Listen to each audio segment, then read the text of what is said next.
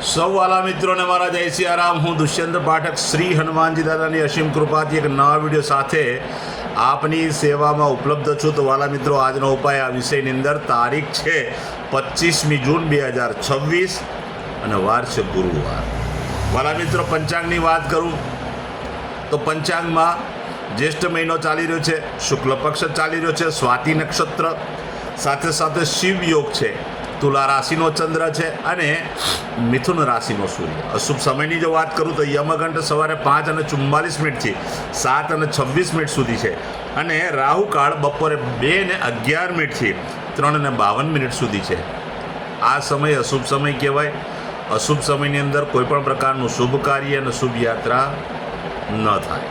શુભ કાર્ય, શુભ યાત્રા કરવા માટે કોઈ સારું ચોઘડિયું, કોઈ સારું મુહૂર્ત લેવું જોઈએ, જેમાં ઉત્તમ અભિજીત મુહૂર્તનો સમય બપોરે 12:03 શરૂ થાય છે અને 12:57 સુધી છે. આ સમયની અંદર તમે કોઈપણ પ્રકારનું શુભ કાર્ય, શુભ યાત્રા કરી શકો. વાત કરીશું હવે આજના ઉપાયની. તો આજના ઉપાયની અંદર વહેલી સવારે સ્નાન કરવા બેસો, નાવાના પાણીની અંદર 3 ચમચી જેટલી હળદર પધરાવવાની છે અને પાણીમાં મિક્સ કરવાની અને ત્યાર પછી જ નહાવાનું છે. સાબુ શેમ્પૂનો ઉપયોગ કરી શકાય. નવું પાણી પણ તમે લઈ શકો. સ્નાન થઈ ગયા પછી તમે સ્વચ્છ કપડાં પહેરી લો. ત્યાર પછી કપાળની અંદર હળદરનું તિલક અને નાભી પર હળદરનું તિલક કરવાનું છે. કપાળ અને નાભી પર હળદરનું તિલક થઈ જાય ત્યાર પછી સીધું સંધ્યાકાળે પશ્ચિમ દિશા તરફનું મુખ રાખવાનું. શ્રી હનુમાનજી દાદાને એક કાગભૂષણજી રામાયણજીનો પાઠ, એક હનુમાન ચાલીસાનો પાઠ દાદાને અર્પણ કરવાનો. ત્યાર પછી સૂતા પહેલાં પોતાની જ પથારીમાં પલાઠી વાળીને બેસવાનું. ઓમ કૃષ્ણાય વાસુદેવાય હરે પરમાત્મને પણ ક્લેશનાશાય ગોવિંદાય નમઃ. આ મંત્ર યથાશક્તિ જપવાનો છે. આ હતો આજનો ઉપાય. જે મારા વાલા મિત્રનો જન્મદિવસ 25મી જૂન 2026 ને ગુરુવારના દિવસે છે, તો બધા જ વાલા મિત્રોને સૌપ્રથમ તો જન્મદિવસની શુભકામના. શ્રી હનુમાનજી દાદા તમારી મનોકામના પૂર્ણ કરે, બલબુદ્ધિને વિદ્યા આપે અને તમારું અને તમારા પરિવારનું રક્ષણ કરે. ઉપાયના ભાગરૂપે મેં કહ્યું તે પ્રમાણે સ્નાન, મેં કહ્યું તે પ્રમાણે તમારે હળદરનું તિલક કપાળ અને નાભી પર કરવાનું છે. ત્યાર પછી ગૌશાળાએ જવાનું. ગૌશાળાએ જઈને ગાયોની પરિક્રમા કરવાની. ગાયોને લીલું ઘાસનું દાન આપવાનું. તમારે ત્યાં ભોજન બન્યું હોય તો ભોજન પણ ગાયોને અર્પણ કરવાનું. ત્યાર પછી તમારી જે માતા હોય એ માતાને તમારે કોઈ પણ ભેટ આપવાની છે. સંધ્યાકાળ થઈ જાય ત્યારે ચણાના લોટમાં બનેલું ફરસાણ નાના નાના બાળકોને, જરૂરિયાતમંદ લોકોને, શ્રમિકોને અને બ્રાહ્મણોને તમારે ભેટ સ્વરૂપે આપવાનું.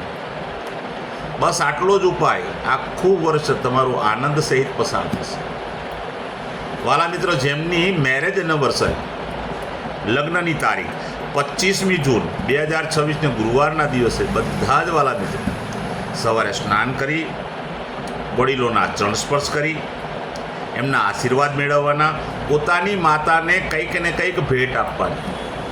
ત્યાર પછી ગૌશાળાએ જવાનું, ગાયોની પરિક્રમા કરવાની, ગાયોને લીલું ઘાસનું દાન આપવાનું. તમારે ત્યાં ભોજન બન્યું હોય તે ભોજન પણ ગાયોને અર્પણ કરવાનું.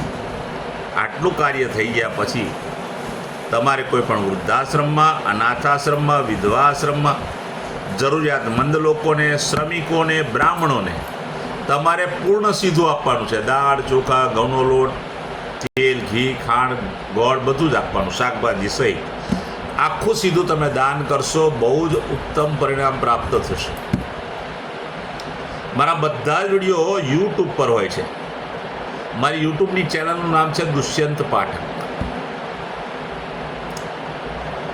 અને મારી ચેનલને તમે સબસ્ક્રાઈબ કરજો. મારા બધા વિડીયો મારી યુટ્યુબ ચેનલ પર હોય જ છે. તમે મારી ચેનલને સબસ્ક્રાઈબ કરજો અને બેલ આઇકન અવશ્ય દબાવજો. હું નિયમિત વિડીયો મૂકું છું અને એ વિડીયો જો તમે બેલ આઇકન દબાવેલો હશે તો તરત જ તમારા મોબાઈલ પર નોટિફિકેશન આવશે ને તમે જોઈ શકશો. મારું ઇન્સ્ટાગ્રામ, મારું ફેસબુકનું પેજ એ પણ દુષ્યંત પાઠકના નામથી જ છે. તમે મારા પેજને ફોલો કરજો, લાઈક કરજો. 2 હાથ જોડીને પ્રાર્થના કરું છું, તમે મારા વિડીયોને શેર કરજો. તમે શેર કરશો એમાં પુણ્યનું કામ છે સાહેબ. કોઈ સંઘર્ષમાં ફસાયેલો વ્યક્તિ હશે, એ આ વિડીયો જોશે, કદાચ મારી સલાહ માની અને એ ઉપાય કરવાના શરૂ કરશે તો ભગવાન એના પણ પર કૃપા કરશે. પ્રાર્થના કરું છું અને નિયમિત એક વાત કહેતો આવ્યો છું કે મારો એકવાર વિડીયો જોવાથી કે એકવાર ઉપાય કરવાથી 24-48 કલાકમાં પરિણામ નહીં મળે. કારણ કે આ કોઈ ચમત્કારની વાર કે લોકોને છેતરવાના ધંધા નથી.